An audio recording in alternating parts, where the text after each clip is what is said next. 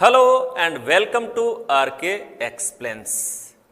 Solid state ठोस अवस्था में निबिड़ संकुलन क्लोज पैकिंग हम पढ़ रहे हैं। अब तक हमने एकविमीय द्विविमीय निबिड़ संकुलन कंप्लीटली सीख लिए हैं कंसेप्ट उनके। त्रिविमीय निबिड़ संकुलन में पिछले लेक्चर में हम ये कर चुके हैं कि जब एक परत के ऊपर दूसरी परत रखी जाती है तो उसमें दो प्रकार की रिक्तियां बनती हैं, चतुष्फलकीय रिक्तियां और अष्टफलकीय रिक्तियां। जो चार ठोस गोलों से घिरी रहती हैं वो चतुष्फलकीय रिक्तियां हैं, जो 6 ठोस गोलों से घिरी रहती हैं वो अष्टफलकीय रिक्तियां हैं। यहां तक की बात अपनी हो चुकी थी। अब इसके आगे पहली परत के ऊपर दूसरी परत रखी जा चुकी है। अब दूसरी परत के ऊपर जब तीसरी परत रखी जाती है तो किस प्रकार के क्रिस्टल बनने की संभावना है, क्या उसके तरीके हो सकते हैं तीसरी परत को रखने के अलग अलग, और उनसे कौन से अलग अलग प्रकार के क्रिस्टल तैयार होते हैं, ये चीजें आज के इस लेक्चर में हम सीखने जा रहे हैं। तो आज का ये जो लेक्चर है वो बहुत इंटरेस्टिंग और इंपॉर्टेंट होने जा रहा है। तो फटाफट नोटबुक निकालिए और हेडिंग डालिए। यहां से हम आज की बात को बच्चों शुरू करेंगे और वो है तृतीय परत को द्वितीय परत पर रखना। जब तीसरी परत को दूसरी परत पर रखेंगे तो इसमें क्या क्या संभावनाएं बनती हैं। अब देखो, तीसरी परत को दूसरी परत पर रखते हैं तो दो संभावनाएं होती हैं। कौन कौन सी दो संभावनाएं होती हैं कि दूसरी परत में हमें पता है दो प्रकार की रिक्तियां हैं, चतुष्फलकीय और अष्टफलकीय। तो आप तीसरी परत को रखते हैं तो एक गुंजाइश तो इसमें यह है कि आप दूसरी परत की जो चतुष्फलकीय रिक्तियां, आप तीसरी को इस तरह से रखें कि दूसरी परत में जहां जहां चतुष्फलकीय रिक्तियां हैं वो ढक जाए। दूसरी संभावना यह है कि आप तीसरी परत को इस प्रकार से रखो कि दूसरी परत की जो अष्टफलकीय रिक्तियां हैं वो ढकी जाए। तो यही दो संभावना हो गई। तो आपने हेडिंग लिख लिया, तृतीय परत को द्वितीय परत पर रखना।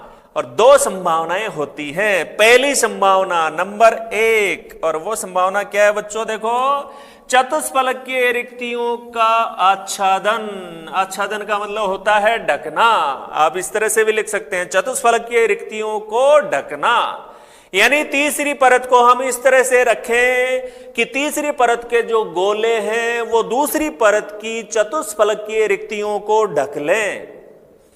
तो ये पहली संभावना है अपनी। इसमें क्या होता है, दूसरी परत की चतुष्फलकीय रिक्तियों को तीसरी परत के गोलों द्वारा आच्छादित किया जा सकता है। इसकी जगह आप ये सिंपल तरीके से लिख लेना, ढका जाता है, ढका जाता है।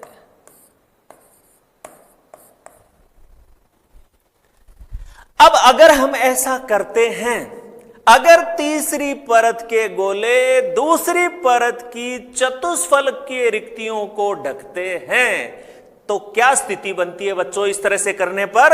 इस तरह से करने पर इस स्थिति में तीसरी परत के गोले प्रथम परत के गोलों के साथ पूर्णतः संरेखित होते हैं। अगर आप चतुष्फलकीय रिक्तियों को ढकेंगे तो तीसरी परत के जो गोले हैं वो पहली परत के गोलों के ठीक ऊपर, उनके ठीक सीध में आ जाएंगे, जिसको बोलते हैं संरेखित। अभी हम डायग्राम देखेंगे इसका। तो अगर आप चतुष्फलकीय रिक्तियों को ढकते हैं तो तीसरी परत के गोले पहली परत के गोलों से संरेखित होते हैं, उनके ठीक ऊपर आ जाते हैं। तो ठीक ऊपर आ जाते हैं, इसका मतलब इसमें तीसरी परत की व्यवस्था तो वही हो गई जो पहली परत की थी, है ना। अगर हम पहली परत को परत ए माने तो दूसरी परत अलग हो गई, बी हो गई, लेकिन तीसरी परत की व्यवस्था वही वापस पहली यानी ए जैसी आ गई। तो इस पैटर्न को हम क्या कहेंगे, ए बी, यानी हर तीसरी परत की जो व्यवस्था है वो पहली के सेम होती है। इस प्रकार के गोलों का पैटर्न एकांतर क्रम में पुनरावृत्त होता है, अल्टरनेट। पहली परत से दूसरी अलग, तीसरी फिर पहली जैसी, चौथी फिर दूसरी जैसी, पांचवी फिर तीसरी जैसी, इस तरह से अल्टरनेट रिपीट होती। इस पैटर्न को AB पैटर्न लिखा जाता है। यहां तक की बात अपने को बच्चों नोट करनी, पूरी बात आ गई इसमें, पूरा सार आ गया इसमें कि जब तीसरी परत को हम दूसरी परत पर रखते हैं, दो तरह की संभावनाएं हमारे पास हैं। या तो हम तीसरी परत के को इस प्रकार से रखें कि उसके गोले चतुष्फलकीय रिक्तियों को ढक लें, या फिर इस प्रकार से रखें कि अष्टफलकीय रिक्तियों को ढकें। पहली संभावना हम देख रहे हैं, अगर तीसरी परत के गोले दूसरी परत की चतुष्फलकीय रिक्तियों को ढकते हैं तो इसका परिणाम क्या होगा? इसका परिणाम यह होगा कि जो तीसरी परत के गोले हैं वो पहली परत के साथ संरेखित हो जाते हैं। तीसरी परत के गोले पहली परत वाले गोलों के ठीक ऊपर आ जाते हैं, उनकी सीध में आ जाते हैं। इस प्रकार से परतें, जो परतों की व्यवस्था है वो अल्टरनेट क्रम में रिपीट होती है। पहली परत अलग, दूसरी अलग, तीसरी वापस पहली जैसी, चौथी वापस दूसरी जैसी। इसलिए इसको कहा है एकांतर क्रम में रिपीट होता है। इसलिए इसको कहा है AB पैटर्न। AB पैटर्न का मतलब A पहली परत है, दूसरी परत इससे अलग है, इसलिए उसको B कह दिया। तीसरी परत वापस से A जैसी है तो उसकी जगह फिर से A आ गया, तो AB पैटर्न हो गया। क्लियर बात? ये नोट कर लिया सारा। अब आगे इसी बात को डायग्राम के साथ हम समझते हैं। तो चलिए आगे बढ़ जाते हैं, आगे बढ़ जाते हैं और इस बात को अच्छे से समझते हैं। ये देखिए बच्चों, यहां पूरी बात अपने क्लियर हो जाएगी। पूरी की पूरी बात यहां पर क्लियर हो रही है। तो पीछे सारी बात कि इस तरह से यदि अपन रखते जाते हैं तो AB पैटर्न का निर्माण होता है। और इस प्रकार से, यानी इस AB पैटर्न में यदि परतें रखकर क्रिस्टल तैयार होता है तो वो क्रिस्टल ये कहलाता है बच्चों, इसे आप इस तरह से लिख लेना, इसे षटकोणीय निबिड़ संकुलित संरचना HCP, हेक्सागोनल क्लोज पैक्ड, षटकोणीय निबिड़ संकुलित हेक्सागोनल क्लोज पैक्ड संरचना कहते हैं। इस प्रकार की व्यवस्था कई धातुओं में होती है। इसके एग्जाम्पल नोट कर लेना, मैग्नीशियम और जिंक। HCP के एग्जाम्पल बच्चों नोट कर लेना, मैग्नीशियम और जिंक। क्लियर है बात? तो पहली संभावना हमने क्या देखी कि यदि तृतीय परत को द्वितीय परत पर इस प्रकार से रखा जाए कि तीसरी परत के गोले दूसरी परत की चतुष्फलकीय रिक्तियों को अगर ढकते हैं तो इसमें हर तीसरी परत पहली जैसी होती है। इसको AB पैटर्न कहते हैं। और इस पैटर्न में, यानी AB पैटर्न में यदि हम परतों को रखते जाएं तो कौन सी स्ट्रक्चर, किस प्रकार का क्रिस्टल प्राप्त होता है, और इसे षटकोणीय निबिड़ संकुलित संरचना कहते हैं।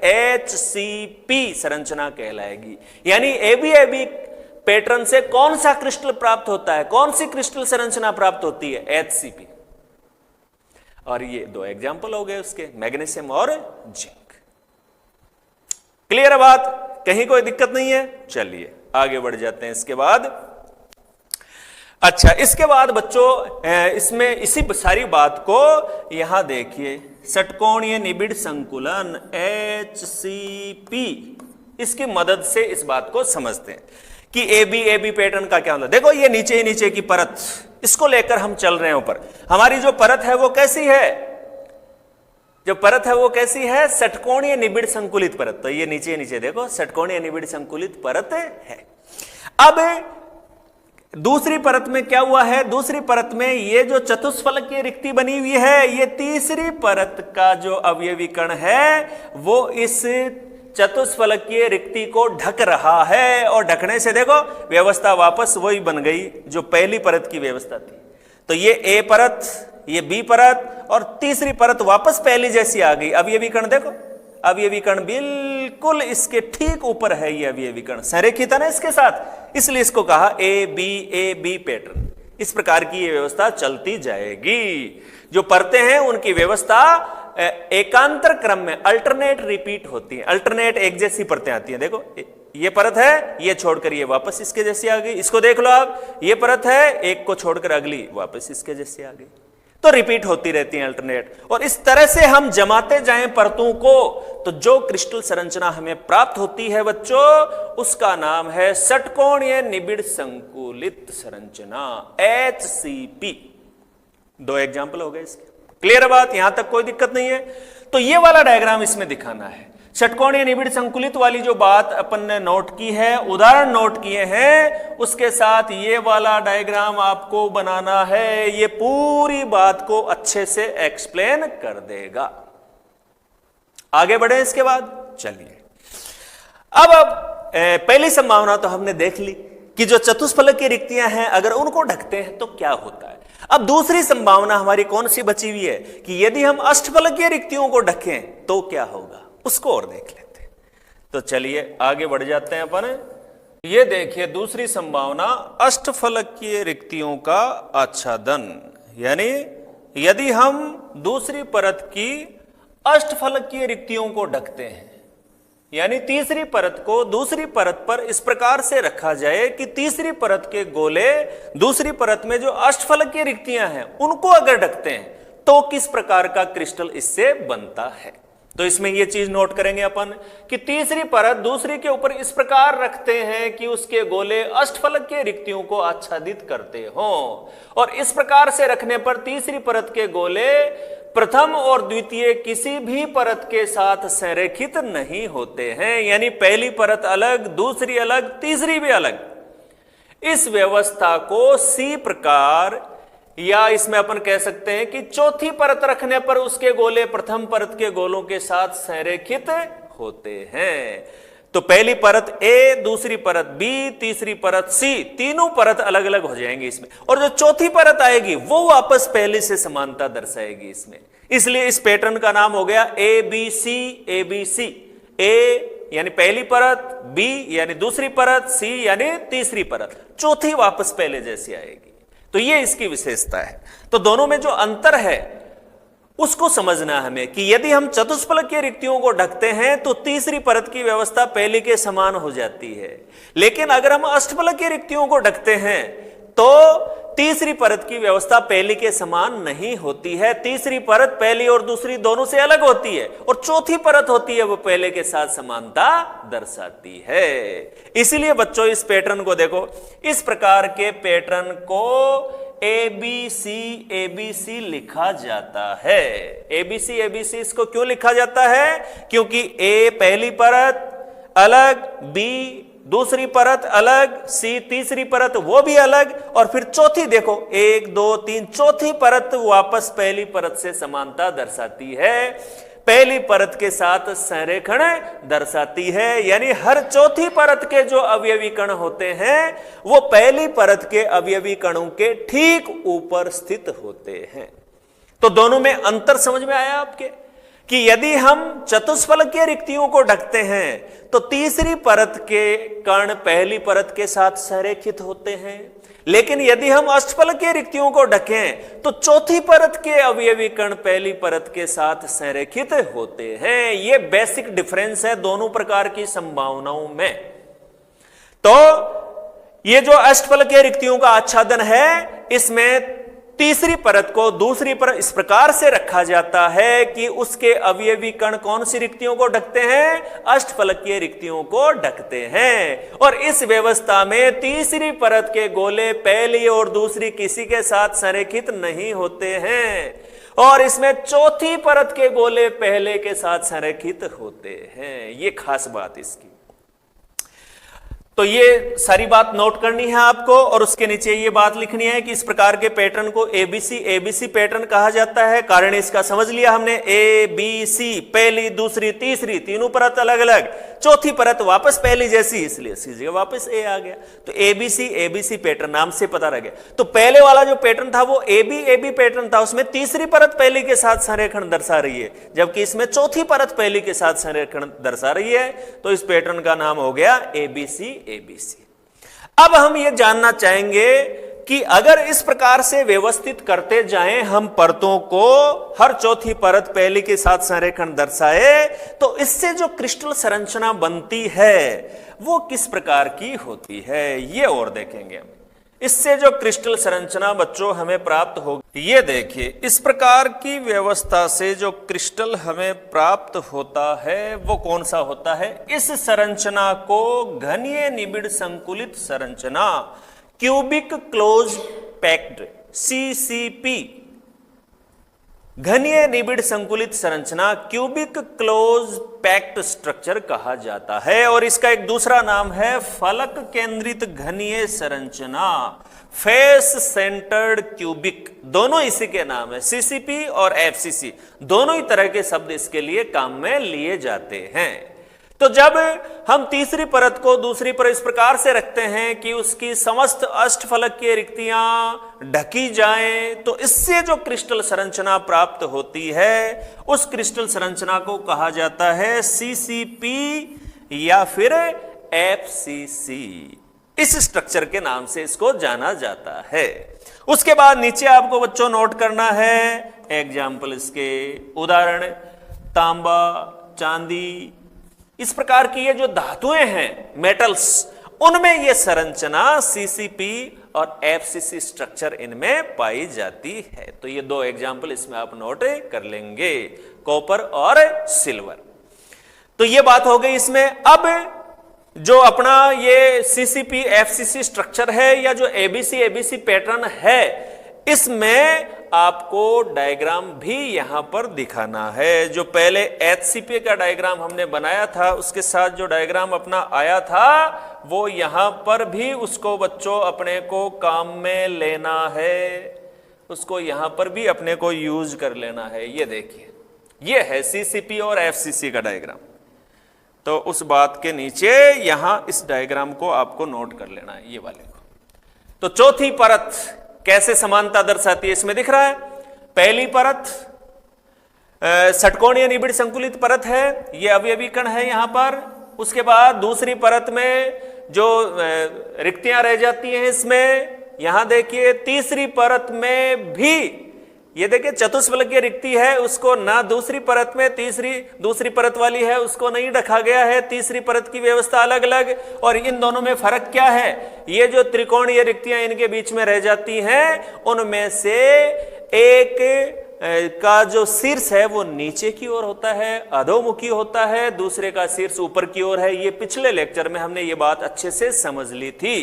क्योंकि यहां जो देखो इनके बीच में ये खांचे रहते हैं ना, 1 2 3 4 5 6, इनमें इस व्यवस्था को आपको समझना पड़ेगा कि जैसे ये तीनों है ना 1 2 3, वो जैसे 1 2 और 3 इनमें आ गए, तो ये जो 3 बच गए 1 2 3, इन तीनों में ये ऊपर वाली परत है, इसके ये आ जाएंगे। देखो ये वाला यहां आ गया, ये इसका अपने यहां आ गया और ये यहां आ गया। तो यहां जो इन अवयवी कणों के बीच में ये जो त्रिकोणीय रिक्तियां यहां देखो 1 2 3 जो 6 रही है, बी वाली परत के ये 3 अवयवी कण इनमें आ गए और जो 3 बच गई उसमें ऊपर वाली परत के आ गए। इसलिए ये जो व्यवस्था यहां पर बनी है, इनके केंद्रों को मिलाएं तो इसमें जो त्रिकोणीय रिक्ति है उसका शीर्ष नीचे की ओर है, इन तीनों के शीर्ष को मिलाएं तो त्रिकोणीय रिक्ति है उसका शीर्ष ऊपर की ओर है। इस बात को पिछले लेक्चर में भी हम कवर कर चुके। अब देखो चौथी परत का जो अवयवी कण है वो देखो वापस पहली परत के अवयवी कण के साथ संरेखित है। तो ए परत अलग, बी अलग, सी अलग, चौथी परत है वो वापस पहली के साथ संरेखित है। इसलिए इस पैटर्न का नाम है एबीसी, यानी हर चौथी परत पहली परत के साथ संरेखित होती है। तो दोनों प्रकार की जो संभावनाएं हैं वो अच्छे से दिमाग में क्लियर हुई अपने, कि जब हम षटकोणीय निबिड़ संकुलित परतों से त्रिविम निबिड़ संकुलन करते हैं तो दूसरी परत के ऊपर तीसरी परत जब हम रखते हैं तो इसकी दो संभावनाएं हैं। पहली संभावना कि दूसरी परत पर हम तीसरी परत को इस प्रकार से रखें कि तीसरी परत के अवयवी कण दूसरी परत के समस्त चतुष्फलकीय रिक्तियों को ढक लें। ऐसा हम करेंगे तो तीसरी परत के अवयवी कण पहली परत के साथ संरेखित होंगे, यानी तीसरी परत पहली के समान होगी। इस पैटर्न को ए बी पैटर्न कहेंगे। और इससे जो संरचना हमें प्राप्त होती है वो कौन सी होती है? षटकोणीय निबिड़ संकुलित HCP, जिसके दो एग्जाम्पल देखे थे हमने, मैग्नीशियम और जिंक। अब दूसरी संभावना कि तीसरी परत को हम दूसरी पर इस प्रकार से रखें कि तीसरी के अवयवी कण दूसरी परत के समस्त अष्टफलकीय रिक्तियों को ढक लें।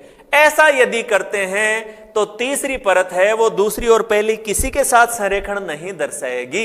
इस व्यवस्था में चौथी परत पहली के साथ संरेखण दर्शाती है। इसलिए इस पैटर्न का नाम है ABC।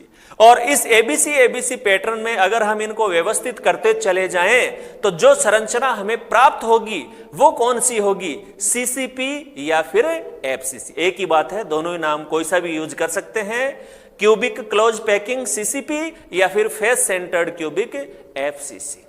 ये संरचना हमें प्राप्त होती है। क्लियर है? तो ये षटकोणीय के साथ ये वाला डायग्राम बन जाएगा और CCP के साथ ये वाला एग्जाम्पल डायग्राम बन जाएगा। एग्जाम्पल दोनों के हो ही गए। इसके बाद लास्ट में एक इंपॉर्टेंट बात हो रही कि चाहे HCP हो चाहे CCP हो, दोनों में ही, यहां इसको इंपॉर्टेंट पॉइंट को लास्ट में आप नोट करेंगे कि HCP व CCP दोनों में ही संकुलन दक्षता 74% व समन्वय संख्या कह दो, उपसय संयोजन संख्या कह दो, 12 होती है। ये जो शब्द है यहां पर समन्वय संख्या या जिसको उपसय संयोजन संख्या भी कहा जाता है, इसको हम पहले कर चुके हैं क्लियर बिल्कुल।